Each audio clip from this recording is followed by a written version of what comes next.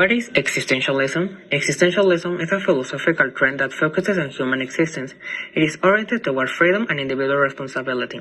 For existentialism, existence precedes essence.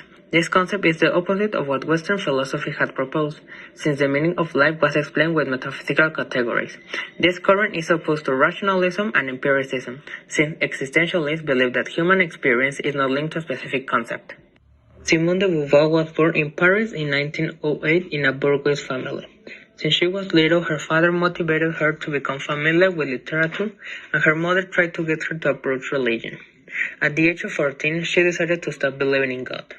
In 1929, she obtained his degree in literature, and that same year she met Jean-Paul Sartre.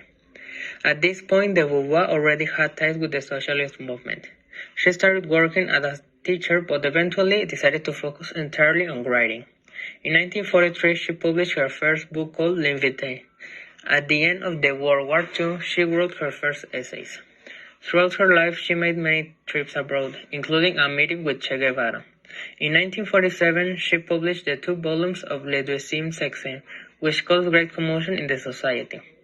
Upon Sartre's death in 1980, she writes a book in which she recounts her relationship with him and his last moments of life. Simone de Beauvoir died on April 14, 1987, and is buried next to Sartre.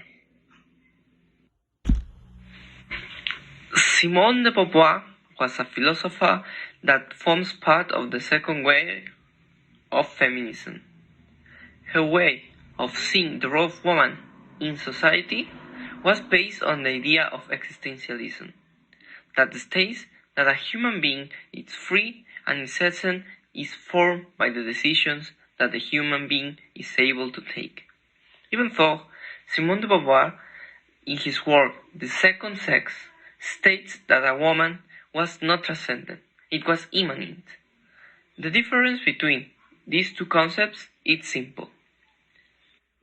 Transcendence is defined as freedom, when a person acts according to their own will. It can reach transcendence, freedom.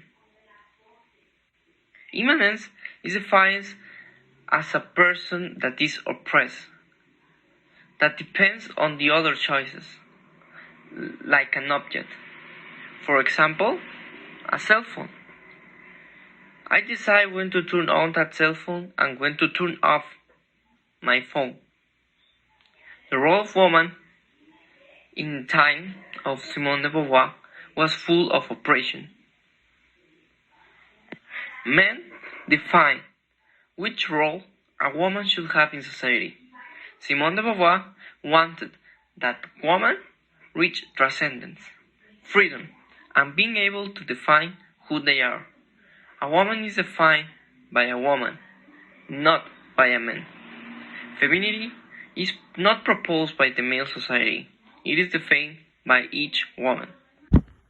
Ethics of Ambiguity is a book written by Simone de Beauvoir which outlines existentialism. As a concept, it refers to the fact that there can be many interpretations of the same matter in relation to philosophy. But you can use ambiguity to use advantage of something. Although something can be interpreted as ambiguous, some rules must be followed. De Beauvoir thought that there is an ambiguity between an individual past, which determines their present, and the future that they are about to create with their freedom. As the consequences for the future can be known, we feel the weight of each decision. Humans also feel ambiguity regarding the dual nature. This refers to the body and mind.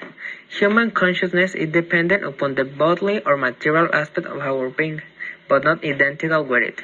The body is yet another inescapable aspect of human plasticity. The phrase "one is not born but rather becomes a woman" is hard to explain, as there are many interpretations towards that phrase. One example of interpretation could be that the social status of being a woman is not given by birth, but you become one through your actions, the way you think and act. Another interpretation is that you can perceive that gender roles are a social construction by the society.